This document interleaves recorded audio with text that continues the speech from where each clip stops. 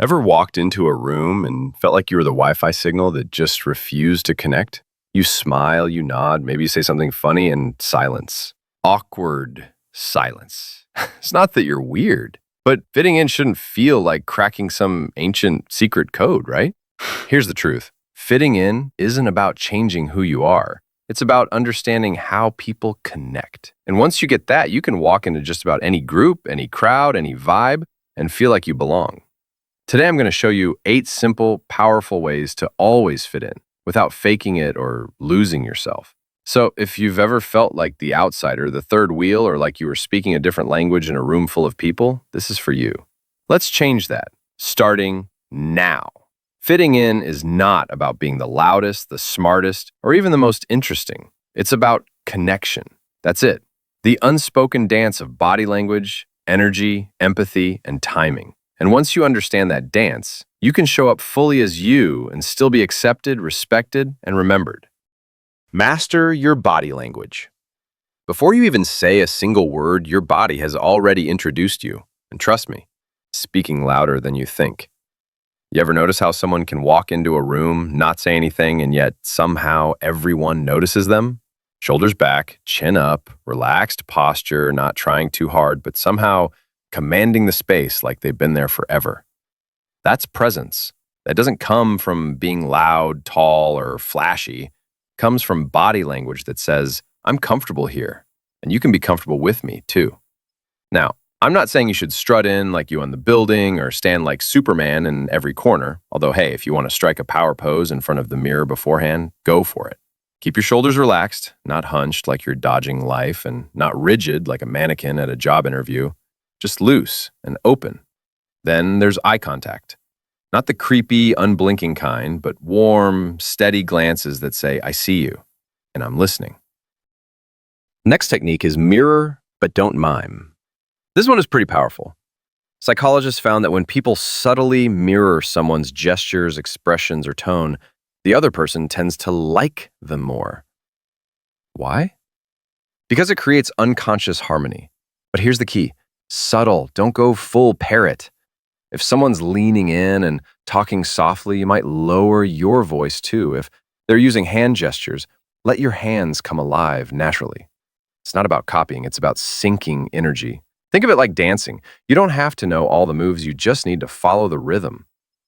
Try it in your next conversation and watch how people lean in more literally and emotionally. You also have to listen like you mean it. Let's be honest. Real listeners are rare. Most people aren't actually listening. They're just waiting for their turn to talk. Their lips may be still, but their minds are already crafting their next clever reply. But the people who truly fit in are the ones everyone seems to gravitate toward. They do one thing differently. They listen, like really listen. They're not just nodding to be polite. They're fully present. They make you feel like you are the most important person in the room. And that feeling? It's magnetic. Here's the secret. Be insanely interested, like, I want to know what happened next.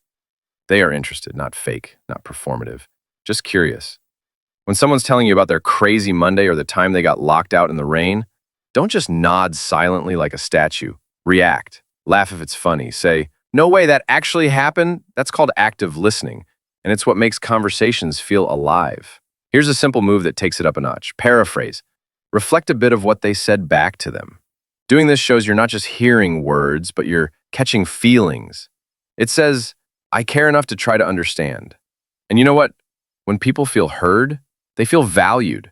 And when they feel valued, they remember you. Also, use names like magic. Let's talk about something that sounds small, but packs a huge punch. Using people's names. Now, this might seem too simple to be powerful, but stay with me. Want to stand out in a room full of forgettable conversation? Want someone to instantly feel more connected to you? Want to create that invisible, I like this person bond? Say their name.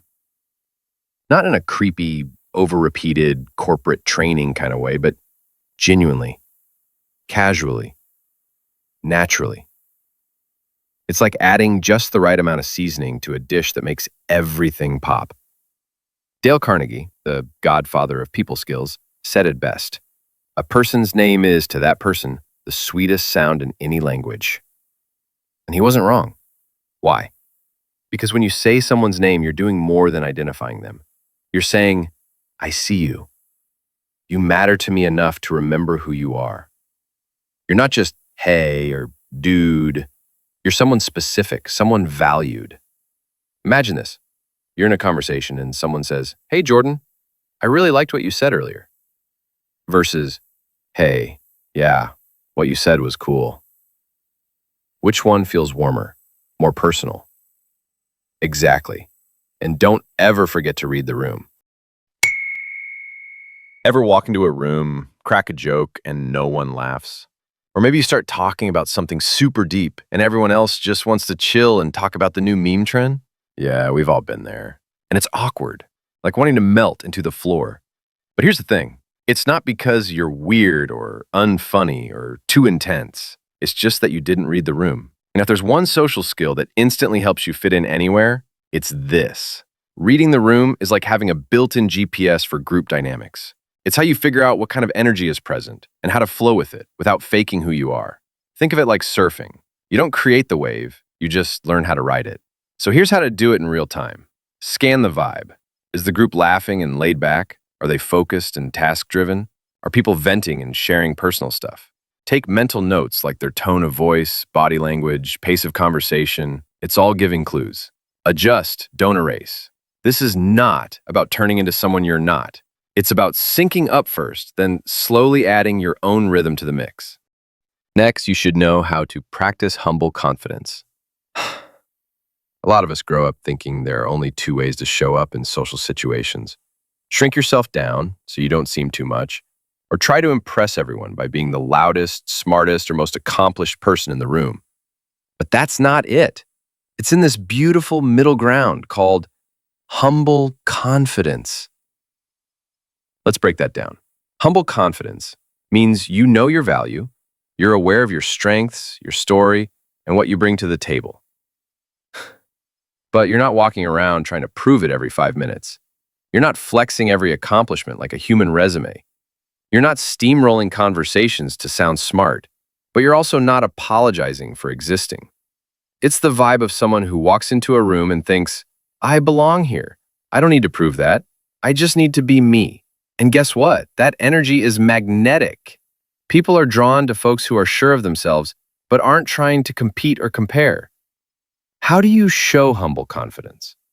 Speak with clarity, not arrogance. You don't have to talk yourself up. Just speak from a place of calm belief in what you're saying. Balance sharing and curiosity. Tell your stories, but also ask about theirs. Let the conversation breathe. Laugh at yourself. If you trip over your words or spill your drink, own it.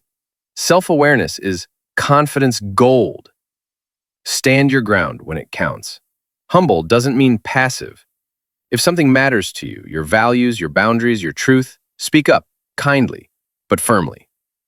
Think of it like this. I'm confident, but I've got nothing to prove. It makes people feel safe, respected, and curious about you all at once.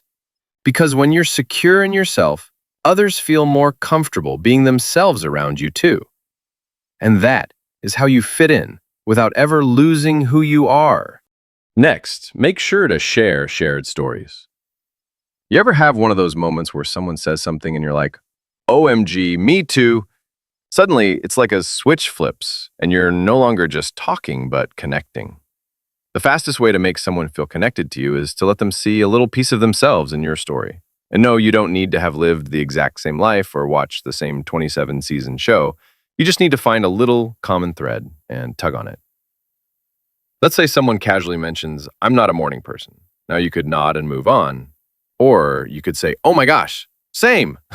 I once set 7 alarms on 2 phones and still managed to wake up late. I'm basically the human version of a snooze button. Boom.